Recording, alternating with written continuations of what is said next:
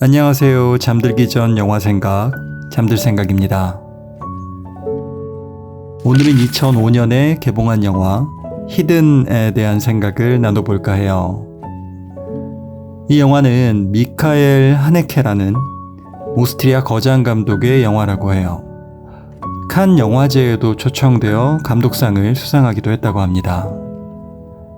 제가 유명세를 보고 영화를 고르는 건 아니지만 생각할 거리가 많은 영화라고 생각해요.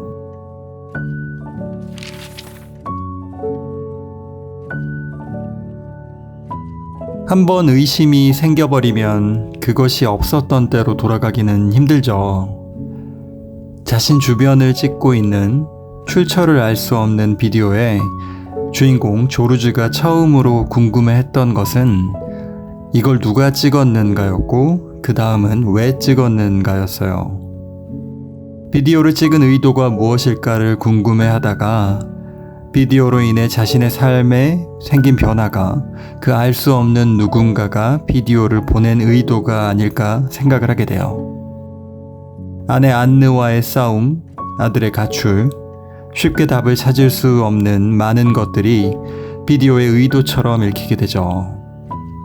한번 그런 식으로 생각이 방향을 정해버리면 좀처럼 그 방향을 틀기가 힘든 것 같아요. 그래서 각 사건이 발생한 원래 이유를 찾기가 힘들게 되는 경우도 있고요. 나에게 일어나는 일들에 대한 객관성을 유지하는 것은 중요하다고 생각해요.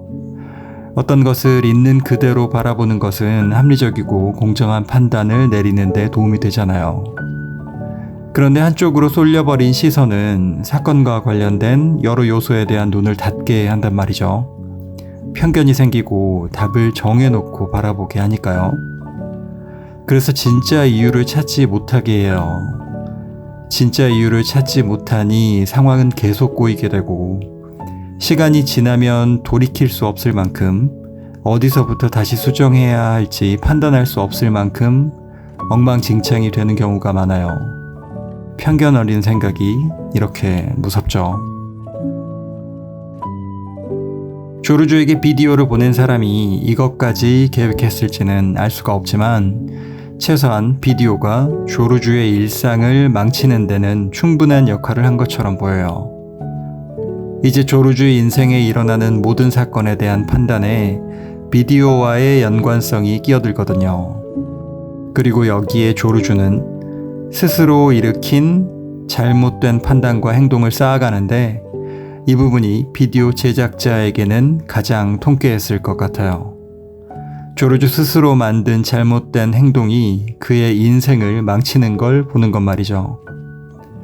사실 이제부터 비디오 제작자는 조르주에게 아무것도 하지 않아도 돼요. 이미 조르주는 충분히 악순환의 고리에 들어가 있기 때문이죠.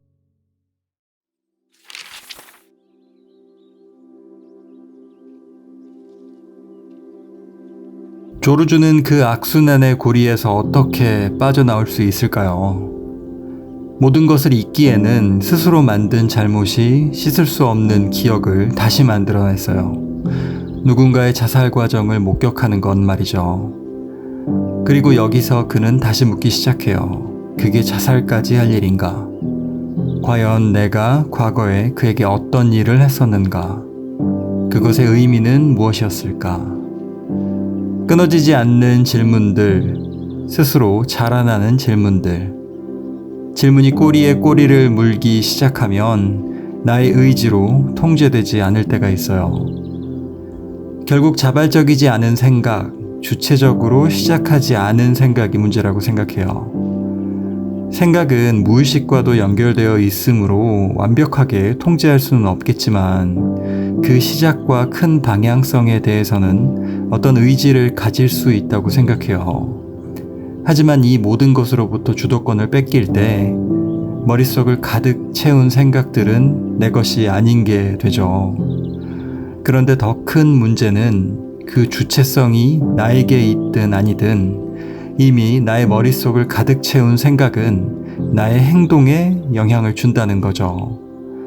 많은 사람들이 긍정적인 생각을 강조하고 자기 확언과 같은 것으로 생각의 방향을 통제하려 하는 것은 이러한 이유 때문일 거예요.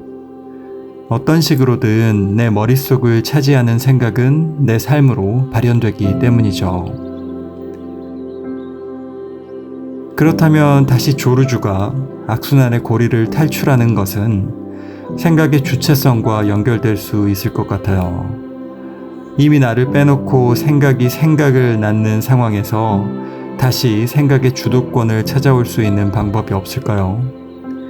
어쩌면 힌트는 앞서 말한 머릿속을 차지하는 생각은 결국 삶으로 발현된다는 것에 있을 수 있어요.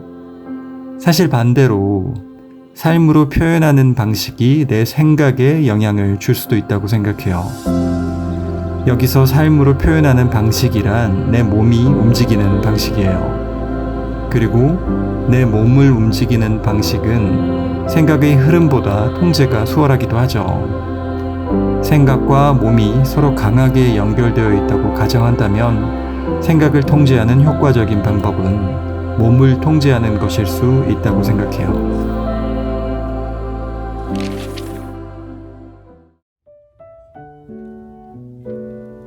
의심이 생긴 사람의 몸의 움직임은 어떨까요?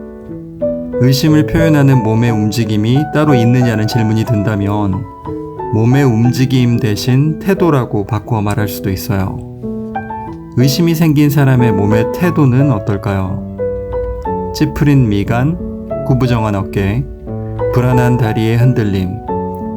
사실 우리 몸은 작은 생각, 감정 하나하나까지 몸의 자세와 움직임에 모두 반영하고 있어요. 그리고 그런 자세와 움직임이 모여 결국 태도를 만드는 거겠죠. 어쩌면 생각의 주체성에 대한 시작은 지금 나의 몸을 어떻게 움직일 것인가와 가장 중요한 연관성을 가질지도 몰라요. 내가 어디에 어떤 자세로 있을지, 어떤 표정을 짓고 어떻게 들을지가 중요하다는 거죠. 몸과 생각은 서로 강한 영향을 주고 있고 당장 내 몸의 움직임이 내 통제로 바뀔 수 있다는 걸 눈으로 확인 가능하다는 점은 참 중요한 것 같아요. 그렇다면 제 멋대로 돌아가는 생각에 머리가 아플 때 일단 몸을 그 반대 속성으로 움직여보는 걸 할 수 있으니까요. 하루 종일 같은 고민을 하며 방에만 처박혀 있을 때 일단 집 밖으로 나가 잠깐이라도 산책을 해보는 것처럼 말이죠. 저는 그게 생각의 고리를 탈출할 수 있는 시작이 될 거라고 생각해요. 어쩌면 생각의 주도권은 생각이 아니라 몸에 있을지도 모른다고 생각해요.